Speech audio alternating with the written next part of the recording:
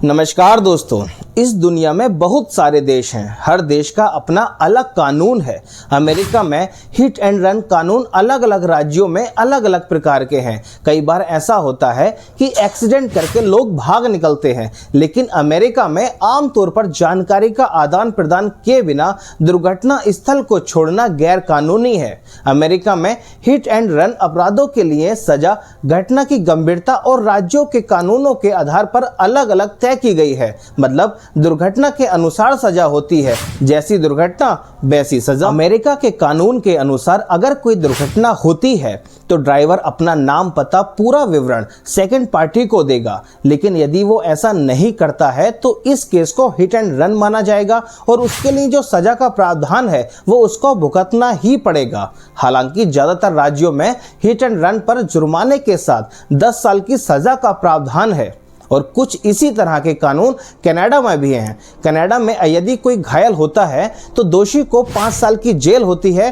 और यदि दुर्घटना में मौत हो जाती है तो ड्राइवर को उम्र कैद की सजा भुगतनी पड़ती है और 1,60,000 रुपए का जुर्माना भी दिया जाता है। और संयुक्त अरब अमीरात में ऐसे मामलों में सख्ती बरती जाती है। ड्राइवर को सबसे पहले गाड़ी से जुड़े दस्तावेज पुलिस को सौंपने होते हैं, लेकिन यदि पुलिस नहीं है तो घटना के 6 घंटे के अंदर उसकी जानकारी पुलिस स्टेशन में देनी अनिवार्य होगी। यदि दुर्घटना में कोई मौत हो जाती है तो पुलिस ड्राइवर को गिरफ्तार करेगी और ड्राइवर दोषी होने पर 56 लाख रुपए तक का जुर्माना वसूला जा सकता है। सऊदी अरब में यदि एक्सीडेंट में मौत होती है तो 44 लाख रुपए जुर्माना वसूला जाएगा और जो दोषी होगा उसको 4 साल की जेल होगी। ब्रिटेन में हिट एंड रन करने पर पेनल्टी पॉइंट्स के हिसाब से सजा तय की जाती है। उनके 5 से लेकर 10 ऐसे मानक होते हैं जिनसे सजा का प्रावधान किया जाता है। तेज और लापरवाही से गाड़ी चलाने के चलते किसी व्यक्ति की संपत्ति को नुकसान पहुंचाना और फिर भाग जाना, ऐसे में सबूतों और प्रत्यक्षदर्शियों के अभाव के कारण दोषियों को पकड़ना और सजा देना बहुत मुश्किल हो जाता है। भारतीय न्याय संहिता की धारा 104 में हिट एंड रन का जिक्र किया गया है, जिसमें ड्राइवर की लापरवाही से पीड़ित की मौत होने पर 10 साल की सजा का प्रावधान किया गया है। लेकिन आखिर हिट एंड रन का मतलब क्या है?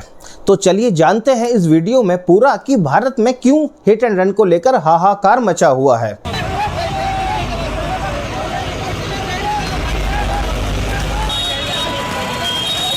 बिल्कुल गलत निकाला है। इस पे कोई ना कोई कानून पे इस पे सॉल्यूशन निकाला जाए। इनकी बीबियां परेशान हो जाती है घर पे मिलने के लिए। हम कार चलाने वाले लोग, हम कार चलाने वाले लोग रात को घर जाके सोते हैं।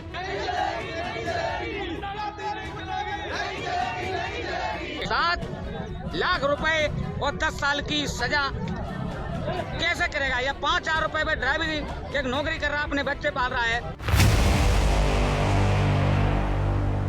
तेज और लापरवाही से गाड़ी चलाने के चलते किसी व्यक्ति की संपत्ति को नुकसान पहुंचाना या उसकी मौत हो जाना और मौत करके फिर भाग जाना, ऐसे में सबूतों और प्रत्यक्षदर्शियों के अभाव के कारण दोषियों को पकड़ना और सजा देना बहुत मुश्किल हो जाता है। भारतीय न्याय संहिता की धारा 104 में हिट एंड रन का जिक्र किया गया है, जिसमें ड्राइवर की लापरवाही से पीड़ित की अगर मौत हो जाती है तो 10 साल की सजा का प्रावधान होने वाला है। केंद्र सरकार के नए हिट एंड रन कानून पर देश भर में बवाल खड़ा हो गया है। हाल ही में कानून में किए गए संशोधन का देश भर में चक्का जाम कर विरोध किया गया। मध्य प्रदेश, उत्तर प्रदेश, राजस्थान, महाराष्ट्र समेत कई राज्यों में ट्रक ड्राइवरों की हड़ताल के चलते हाहाकार मच गई थी।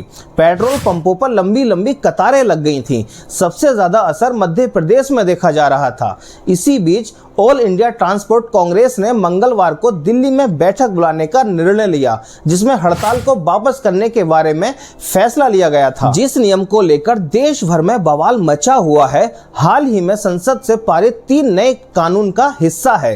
दरअसल आईपीसी की जगह लेने वाली भारतीय न्याय संहिता की धारा 104 में हिट एंड रन का जिक्र किया गया है। ये धारा लापरवाही से मौत का कारण के लिए दंडात्मक कार्यवाही का प्रावधान करती है। धारा 104 कहती है, जो कोई भी बिना सोचे समझे या लापरवाही से है कोई ऐसा कार्य करके किसी व्यक्ति की मृत्यु का कारण बनता है जो गैर इरादतन हत्या की श्रेणी में नहीं आता है, उसे किसी एक अवधि के लिए कारावास से दंडित किया जाएगा, जिसे 5 साल तक बढ़ाया जा सकता है और जुर्माने के लिए भी उत्तरदायी अनिवार्य रूप से होगा। धारा 104 ये भी कहती है कि जो कोई भी लापरवाही से वाहन चलाकर किसी व्यक्ति की मृत्यु का कारण बनता है जो गैर इरादतन हत्या की श्रेणी में आता है और घटना के तुरंत बाद किसी पुलिस अधिकारी या मजिस्ट्रेट को इसकी सूचना दिए बिना भाग जाता है, उसे किसी भी अवधि के कारावास से दंडित किया जाएगा, जिसे 10 साल तक बढ़ाया जा सकता है और जुर्माना भी देना अनिवार्य रूप से पक्का होगा। भारत में हिट एंड रन के मामले भारतीय दंड संहिता के तहत विशेष रूप से दंडनीय नहीं है। हालांकि जब हिट एंड रन मामले का सवाल उठता है तो धारा 279, 304 और 338 सामने आती है। धारा 279 लापरवाही ड्राइविंग की परिभाषा और सजा का प्रावधान करती है। इसमें कहा गया है कि जो कोई भी किसी भी सार्वजनिक स्थान पर इतनी तेजी से या लापरवाही से वाहन चलाता है कि इससे मानव जीवन को खतरा होता है या किसी अन्य व्यक्ति को चोट लगने की आशंका होती है तो उसे कारावास से दंडित किया जाएगा, जिसे 6 महीने तक बढ़ाया जा सकता है या फिर जुर्माना लगाया जा सकता है या फिर दोनों ही हो सकते हैं। आईपीसी की धारा 304 में लापरवाही से मौत के लिए सजा का प्रावधान है। यह आईपीसी के तहत एक विशेष प्रावधान है और ये धारा सीधे सीधे हिट एंड रन मामलों पर लागू होती है, जिसके चलते पीड़ितों की मृत्यु हो जाती है। इसमें कहा गया है कि जो कोई भी लापरवाही से किए गए किसी ऐसे कार्य से किसी व्यक्ति की मृत्यु का कारण बनता है जो गैर इरादतन हत्या की श्रेणी में नहीं आता तो उसे 2 साल तक की कैद या जुर्माना या फिर दोनों से दंडित किया जाएगा। धारा 338 उस स्थिति में सजा का प्रावधान करती है जब पीड़ित की मृत्यु नहीं हुई है लेकिन वह गंभीर रूप से घायल हो गया है। इसमें कहा गया है कि जो कोई भी जल्दबाजी या लापरवाही से काम करके किसी व्यक्ति को गंभीर चोटें पहुंचाएगा उसे 2 साल तक की कैद या जुर्माना या फिर दोनों से दंडित किया जाएगा। फिलहाल हिट एंड रन के मामलों में सबसे बड़ा मुद्दा यह है कि अपराध स्थल पर अपराधी के खिलाफ किसी भी प्रत्यक्ष सबूत का अभाव होता है। इस वजह से पुलिस अधिकारियों के लिए जांच को आगे बढ़ाना और अपराधी को ढूंढना बेहद मुश्किल हो जाता है। इनमें से ज्यादातर अपराधी भाग जाते हैं और शायद ही कभी पकड़े जाते हों।